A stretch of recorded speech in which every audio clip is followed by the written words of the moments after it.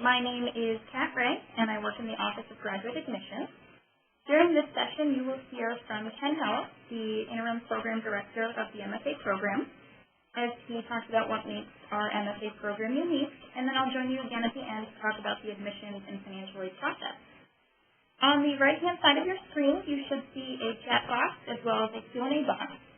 Here you can type in your questions that my colleague Matt will be collecting so that we can answer them at the very end of this presentation.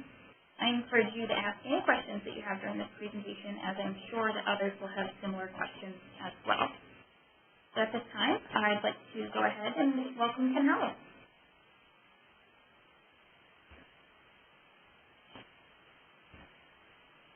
Hi, everybody. I'm Ken Howell. I'm an assistant professor in the MFA program, and I'm the interim director. A little over 10 years ago, similar to you, I was looking to expand my opportunities, my skills, and my knowledge. And I began my journey by entering an MFA program to study computer arts. It opened up an entirely new world for me, both aesthetically and technically, and catapulted me into a cutting-edge career in creativity, expression, and innovation. As I've continued to pursue my passions in this arena, I've always kept in my mind the question poignant to you today: which way to the future?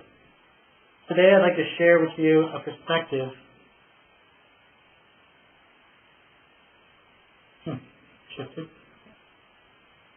Today I'd like to share with you a perspective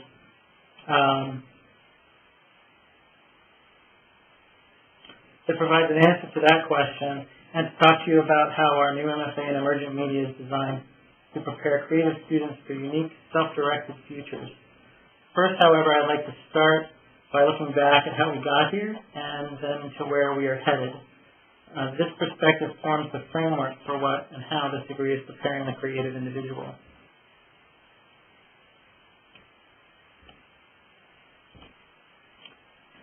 Gordon Moore, who was the co-founder of Intel, made the prediction in 1965 that the number of transistors that could be placed on an integrated circuit, in other words, a computer chip, would double every 2 years. He predicted that in 1965, and for 46 years now, that's been more or less accurate. Every chip has gotten an order of magnitude more powerful, and the trend is expected to continue for at least another 15 years.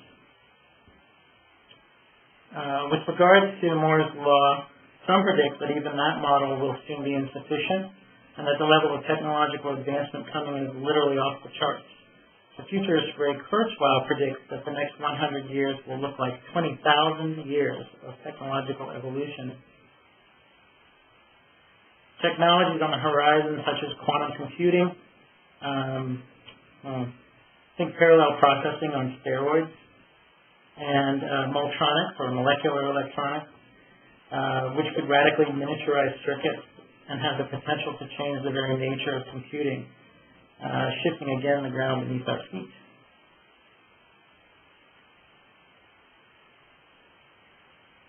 Add to this research and development on thin film semiconductors that are allowing for flexible or wearable computers, large area resolution displays, electronic paper, touch screens, mobile phones, tablets.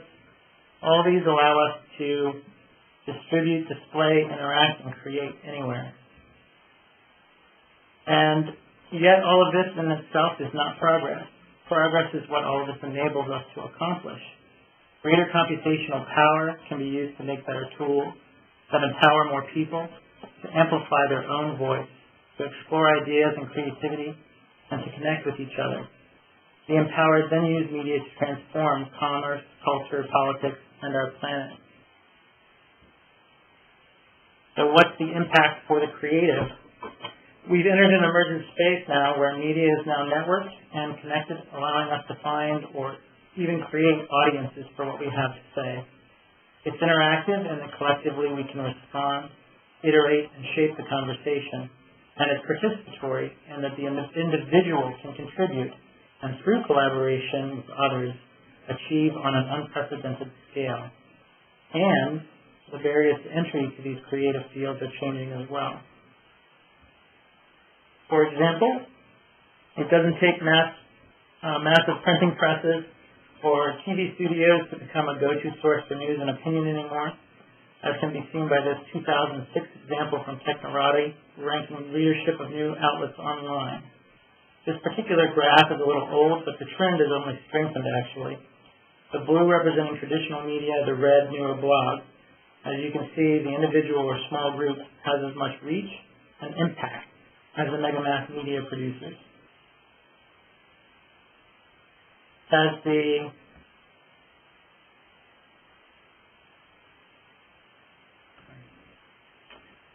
the barriers to entry have decreased, the careers available have increased and changed in granularity. Depending upon who you are and what your motivations are, the MFA in Emergent Media can prepare you to enter these careers. Here's only a partial list, actually. The MFA is designed for this new media landscape. It is built upon the need in media today to bring creative individuals together from differing domains who are highly motivated with a willingness to dive deeply and to collaborate across fields, to offer critical feedback, to create and refine truly new media experiences and platforms. And when they work together, they discover magic happens. Through a simple formula, code plus content, students in the MFA learn to balance, work within, and create both.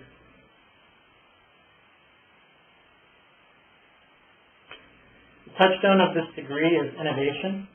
To enable the students to make that magic happen, the 60-credit curriculum is designed to build skills and understanding that culminate in both individual and collaborative projects. Specifically, the program begins by connecting the student to experts, both at Champlain and out in the professional sphere. Our foundational Emergent Landscape speaker series, which I would encourage you to pay attention to the website. We'll be doing a live broadcast of that November 28th. Focuses on enabling dialogue between MFA candidates and industry thought leaders on issues at the cutting edge of art, business, and technology. Every year we have a different speaker series, and we bring in experts from all over that media landscape, from business to games, social media to art. The other foundation courses lay the aesthetic and technical foundations, as well as provide the larger social, cultural, and historical context you will build upon.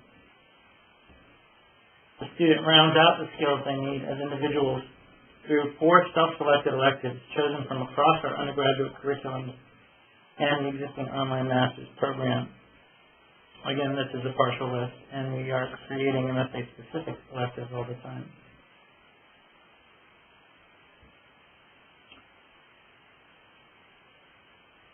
The next tier of courses allow the student to marry theory to practice in the form of seminars and studios that explore relevant principles and emergent understandings that can impact media creation.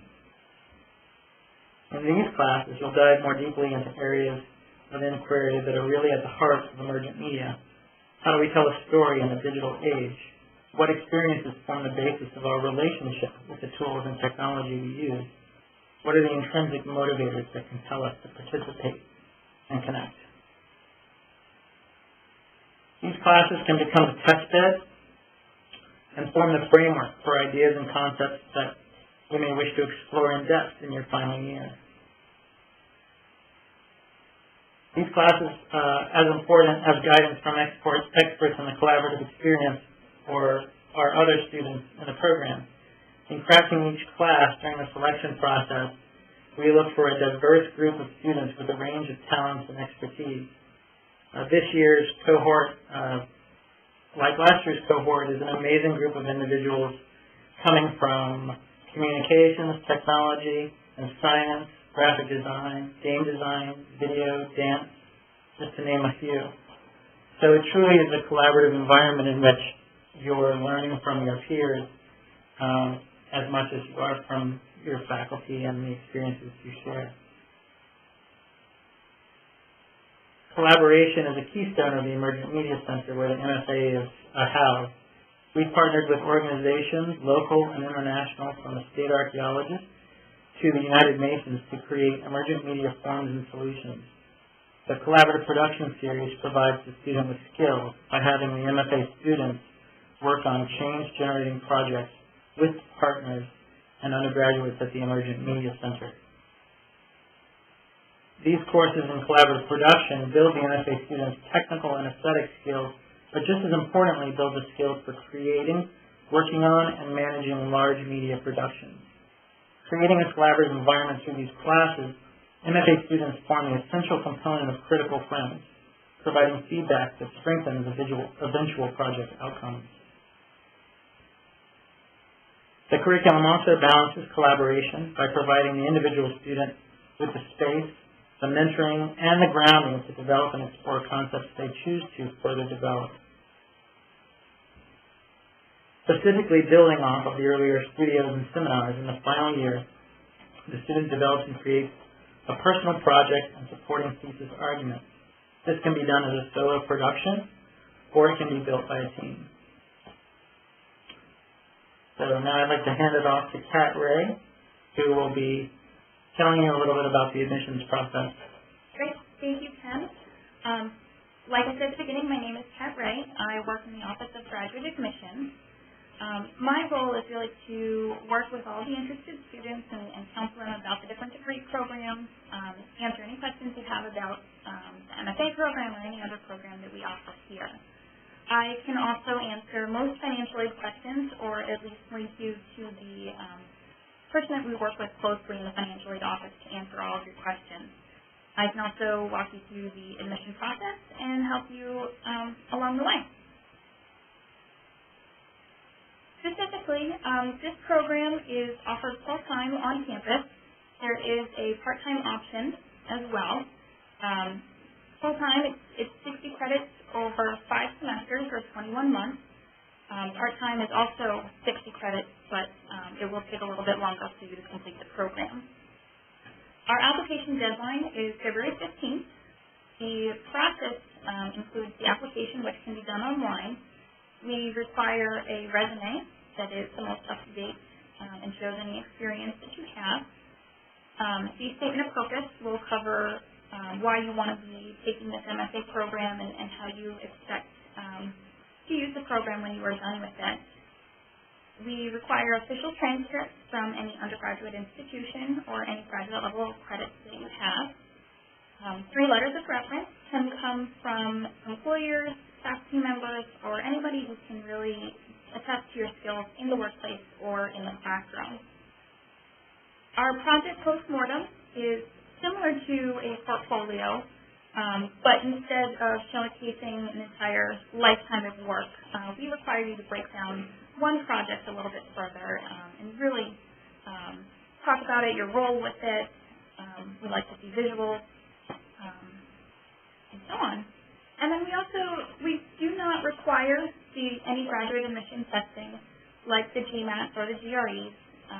In some cases, we may recommend that a student take them just to be more qualified for enrollment in the program, but it's very rare that we will ask a student to do that. Program financing. The cost per credit is $930 per credit hour. Like I said, the program is 60 credits total. Financial aid is available, mostly in the form of graduate student loans. They were called staggered loans. I believe they're now called direct lending loans. Full-time students are qualified to apply for additional funding in the form of scholarships, teaching assistantships, and project management positions. If you do want to be considered for those additional funding opportunities, then we do need your application in no later than February 15th. If you have any questions on the graduate student aid, the scholarship, or any other additional funding, you can either talk to me about it or you can talk to Lee Bouffard in the financial aid office, and her email address and phone number is on that screen. So at this point, I would like to open it up to all of the questions that you've been asked. If you have them, please ask them now.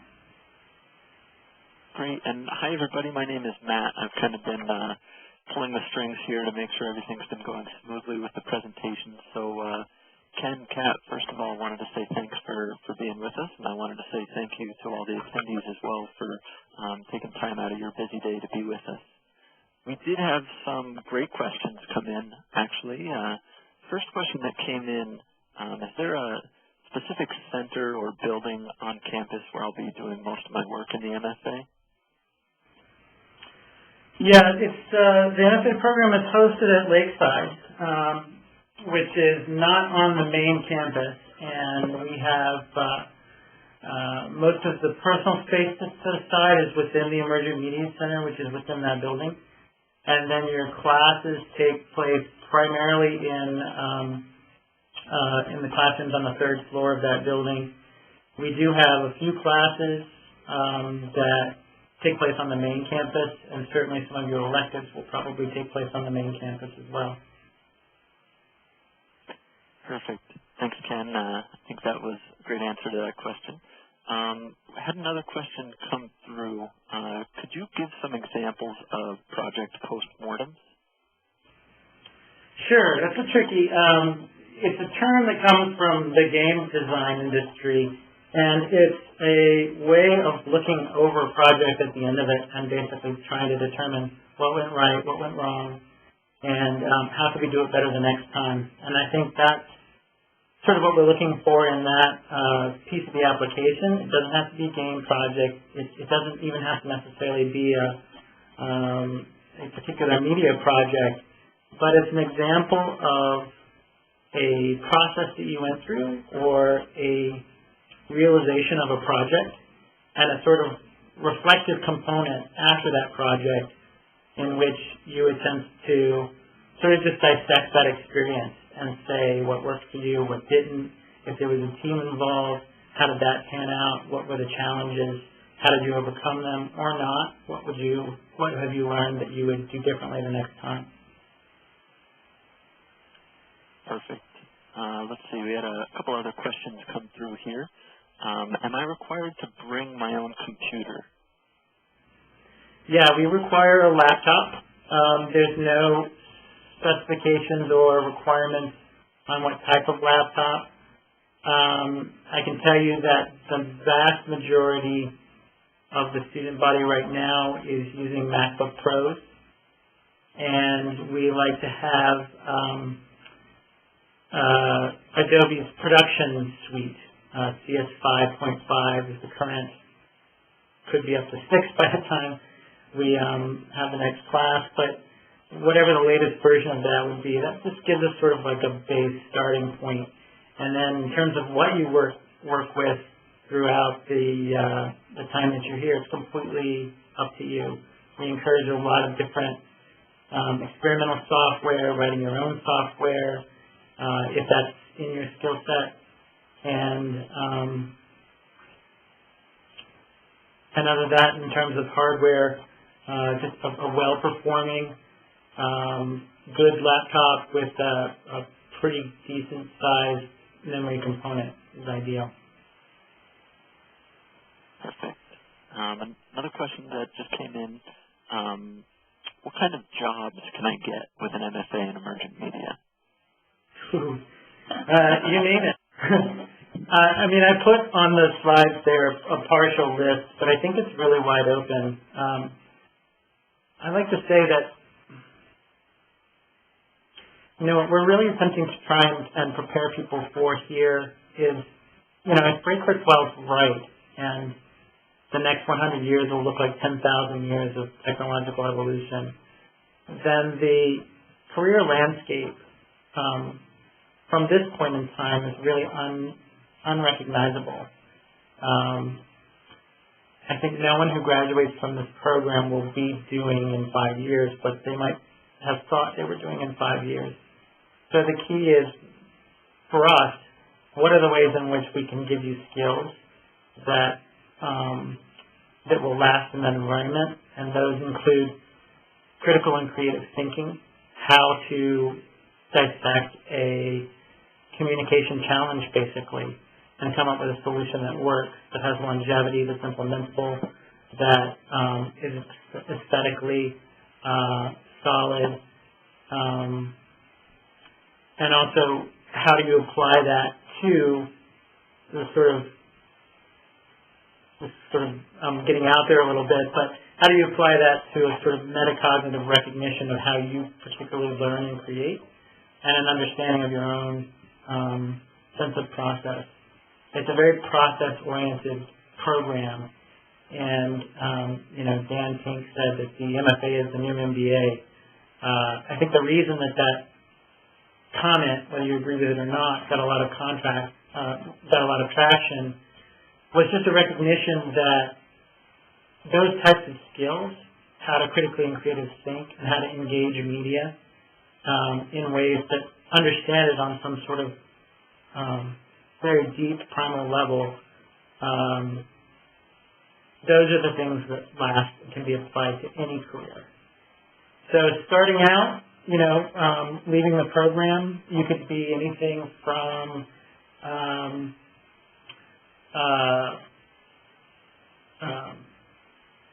journalist to artist, creator, designer, a business entrepreneur, a teacher, yeah, MFA is a terminal degree. We have students right now in our MFA program that are literally all over the map in terms of career choices. We have people that are just very creative and want to use these tools as expressions for art and artistry. We have other people that want to start their own business. We have people that want to go into education, and we have people that want to combine all three in interesting ways, really. So most of them are choosing to create their own career path. That doesn't mean that there aren't specific careers that they would be interested in. It's just that they're sort of shooting, I don't want to say higher, but differently. And by all accounts, Ken, that diversity sounds like one of the strengths of the program. In particular, as you mentioned, that you wind up learning as much from the other students in the class as you do from the professors in the assignments. Oh, absolutely. I mean, imagine putting anything under your own microscope, but also being able to see, 15 other completely different microscopes that show that same thing in a completely different way. And I think you get a sense of how much you benefit from just diverse perspectives. Great.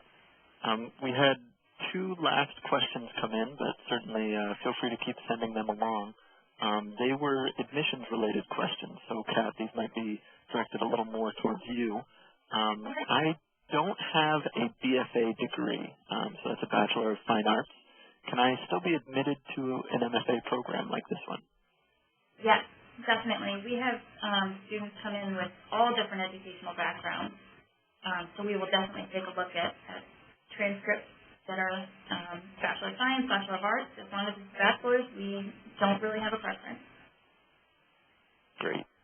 And then the kind of follow-up to that question was, when will I be notified about the admissions decision? Okay, that's a good question. The application deadline is February 15th. We would like to see the application in before February 15th if you do plan on applying for those additional funding opportunities. And then if you apply by February 15th, we will get back to you on your application decision and the additional funding opportunities that you've been awarded by April 1st. Great. Perfect. Well, as I said, that was all the questions that did come through on our end. So I'll leave it open for another, half minute or so here, just in case people do have any last-minute questions. But once again, I wanted to thank Kat and Ken, and certainly thank all of you who attended today for being with us.